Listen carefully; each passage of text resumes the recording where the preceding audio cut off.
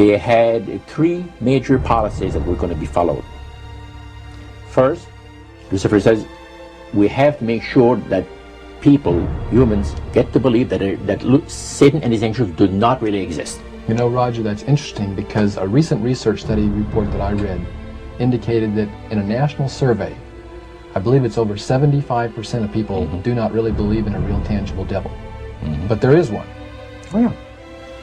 The next thing, the three parts policy that they had adopted there, the second one was to find a way of being able to get total control of people's minds. And that would be done by taking hypnotism out of the realm of the occult and introduce it as a new science for the benefit of mankind.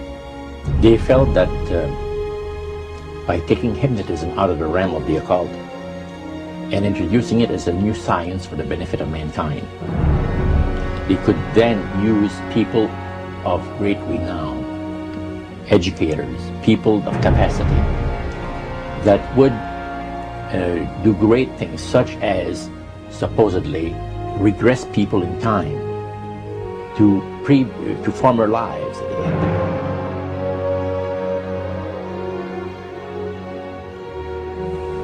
And of course, after the session is over, the person would not know a thing about ancient history. And the person she or he has talked about performing, certain deeds, let's say, 3,000 or 4,000 years ago.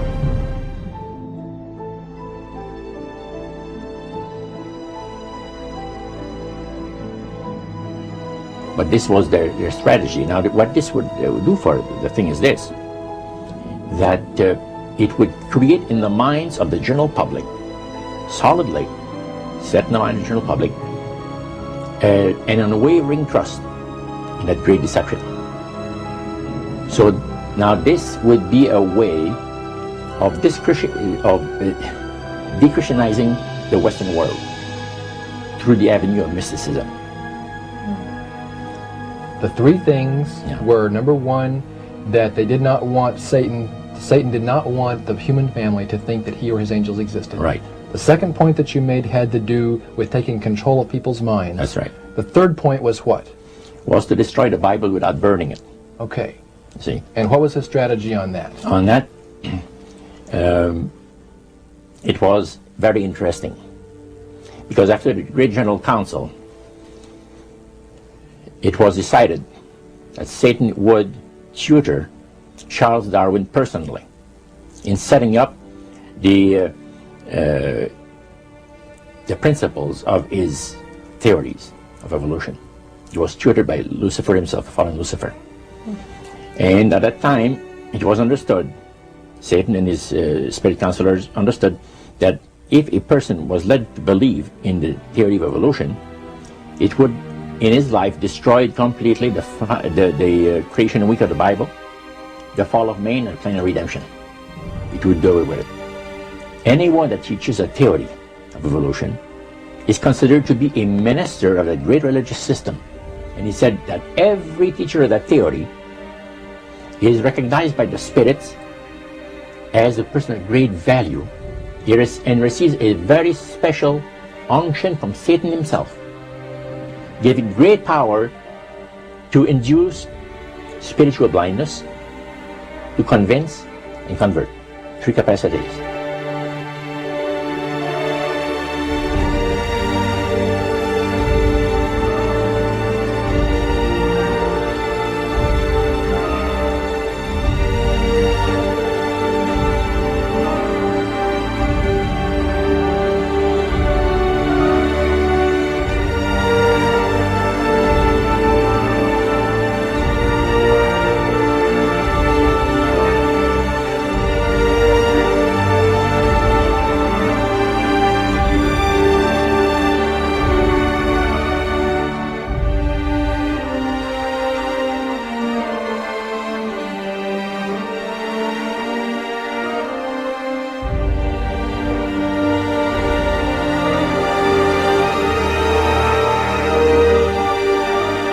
This is the grain plain, the Master's grain plain, for harvesting the nations, for harvesting the multitudes of the earth. into his cause just before the close of the great controversy between the forces of good and evil. It's going to be done in a unique manner.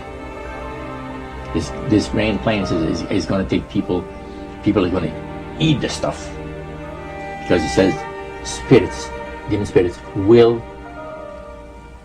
declare themselves to be inhabitants of far distant planets in the galaxies that are coming to warn the inhabitants of planet Earth of the impending destruction of the planet unless something seriously proper is done to avoid it.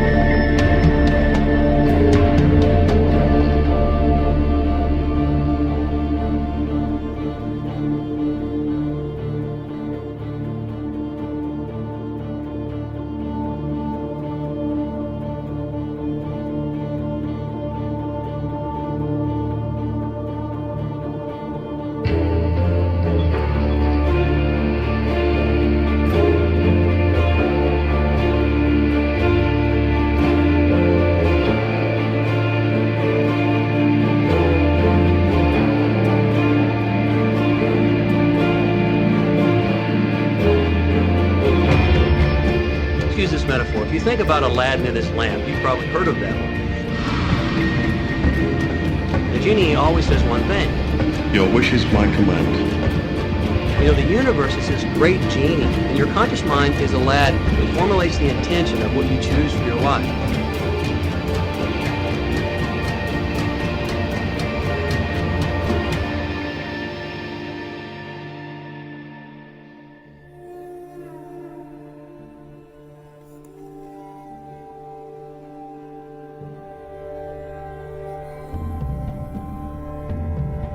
At the very heart and core of all these secret societies lurks the Kabbalah.